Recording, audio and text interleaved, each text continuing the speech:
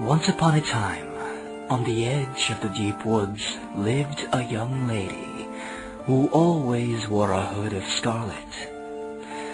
Because of this, she was called Red Riding Hood.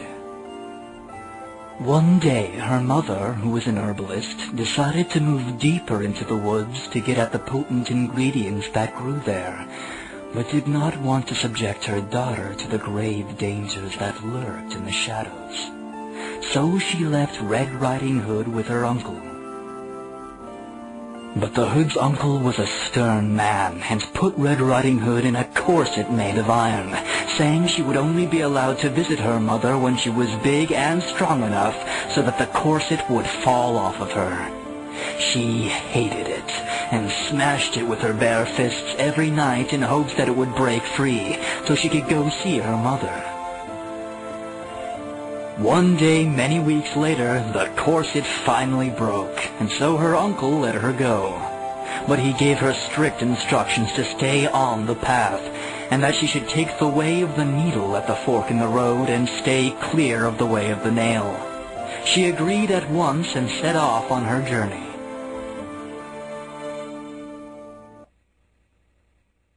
A hunter who knew the dangers of the wood saw Red Riding Hood go in and decided to follow her unseen, if only to make sure no harm befell the girl.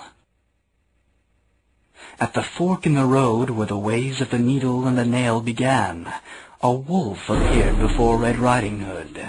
He was sly and asked the girl where she might be going on such a pretty day. Hood was nervous, but polite, and answered that she was on her way to her mother's house by the lake. The wolf told her that he knew both ways well, and suggested that Hood might get there faster if she went by the way of the nail. Red Riding Hood was doubtful of the wolf, but took the advice anyway, for who would know the woods better than a wolf? But as she went down the path, the wolf grinned and made haste down the quicker way, the way of the needle, to get to the lake and the house of Hood's mother first. But it happened that the hunter had been nearby in the bushes and heard everything. He of course saw through the wolf's plan and decided to follow the wolf. But wolves are harder to fool than little girls when it comes to being followed unseen, and this wolf would have no one meddle with his plans for a meal. So he turned and confronted the hunter, and a fierce battle began between the two.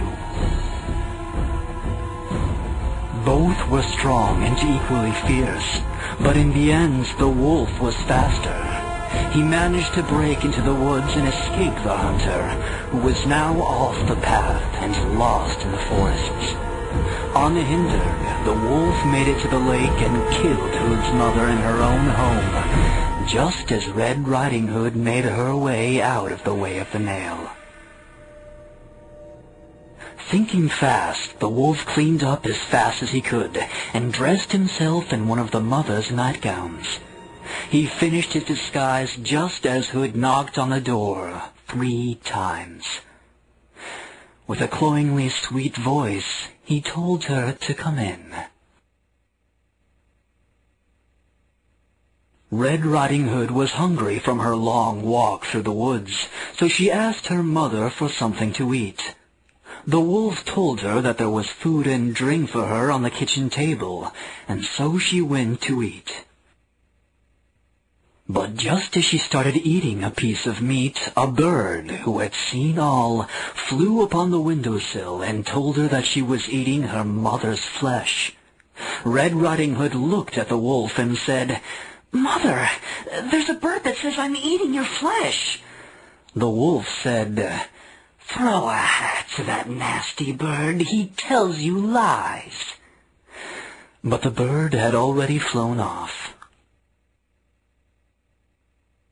Red Riding Hood then took a big drink from a glass of wine. She almost emptied it when a cat, who also saw it all, told her not to be foolish. She was drinking her own mother's blood.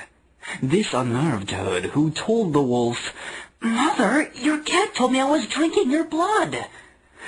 The wolf said, "Toss a shoe at that cat. He is good for nothing."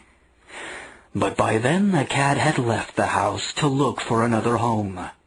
And so Red Riding Hood finished the rest of her meal undisturbed.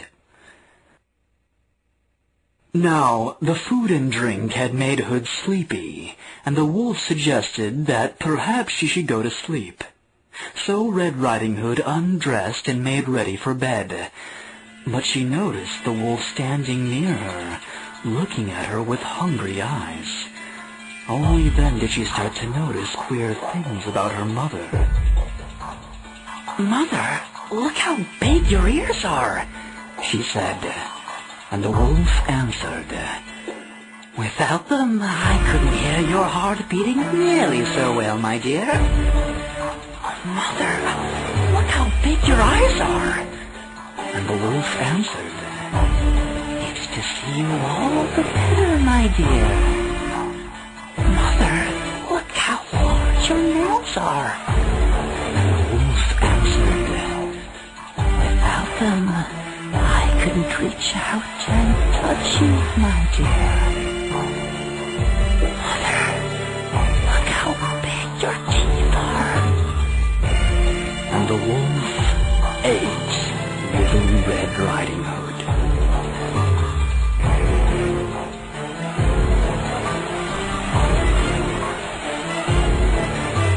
The hunter, he arrived at the house and saw what the wolf had done.